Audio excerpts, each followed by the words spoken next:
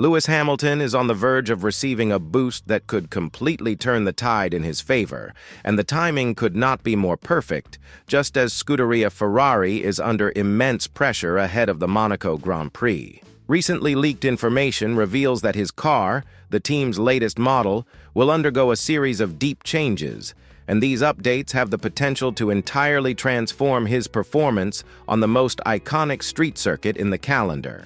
What is coming is not just a set of minor tweaks. We are looking at a significant shift in approach, perhaps the clearest signal yet that the Italian team is prepared to compete for goals far greater than mere survival this season. Hamilton's journey with the Maranello outfit was never expected to be free of obstacles, but all signs suggest that this weekend on the streets of Monte Carlo could mark the beginning of a new chapter. After weeks of persistent challenges, questionable decisions, and inconsistent performances, Ferrari has chosen to act decisively.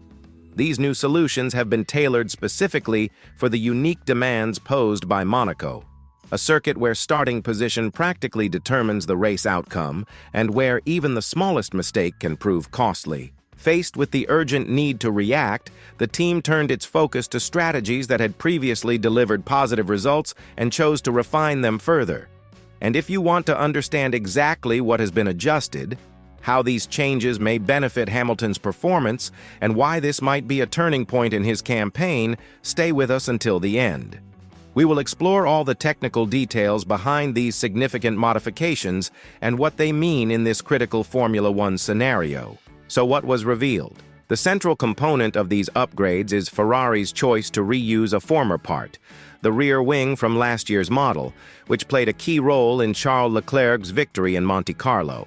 That wing was specifically designed to generate greater downforce at low speeds and ensure optimal airflow behavior through slower corners like those found in Monaco, where control and stability outweigh straight-line speed. This component stands out for specific characteristics such as a longer chord, a steeper angle of attack, and redesigned end plates that increase rear grip without compromising efficiency, especially since Monaco does not demand high-speed straights.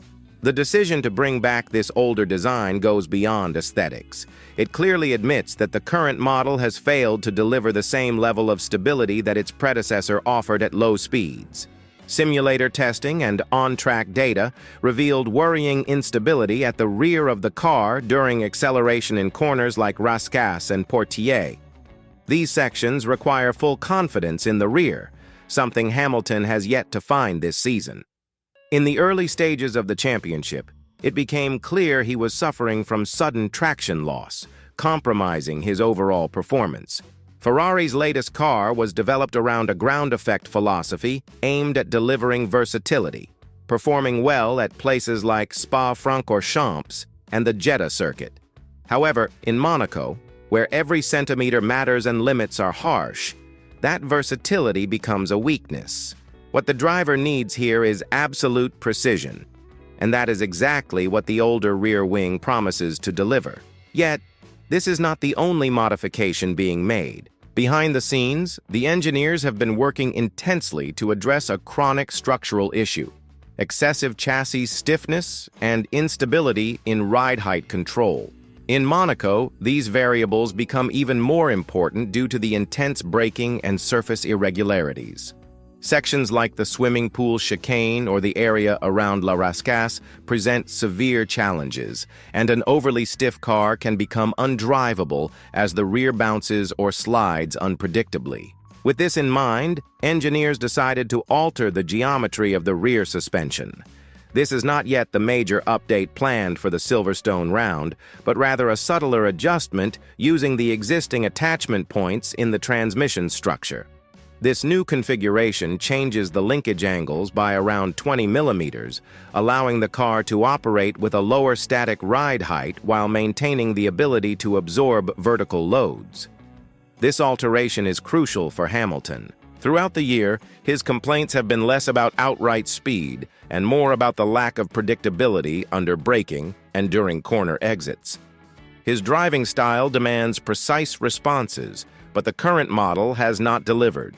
With these suspension changes and the increased downforce from the reused rear wing, The expectation is that he will gain better control mid-corner, enabling him to attack apexes more confidently, which is key to his driving. Let us not forget that Monaco features several acceleration zones where cars go from under 90 to over 200 kilometers per hour in just a few meters. In these situations, any loss of rear-end stability affects not only immediate performance, but also tire temperature, which can be compromised right from the first flying lap. And in Monaco, qualifying is everything. In the past 20 years, 18 races have been won by drivers starting from the front row.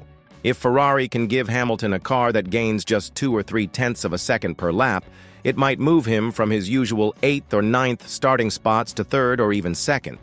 That would completely reshape the race. By the way, if you are enjoying this analysis so far, consider supporting the channel with a subscription and leave your comment, because very soon we will cover how these updates may influence not just Hamilton's weekend, but Ferrari's entire strategy for the remainder of the 2025 season. Back to the technical changes, the dampers have also been retuned. The new setup was designed to provide smoother absorption over critical parts of the track. Corners like Saint-Devote and the exit of the tunnel are areas where cars often bottom out, requiring highly efficient suspension travel. Hamilton, known for his extreme brake pedal sensitivity and how he modulates braking force, could benefit from this new balance between control and performance.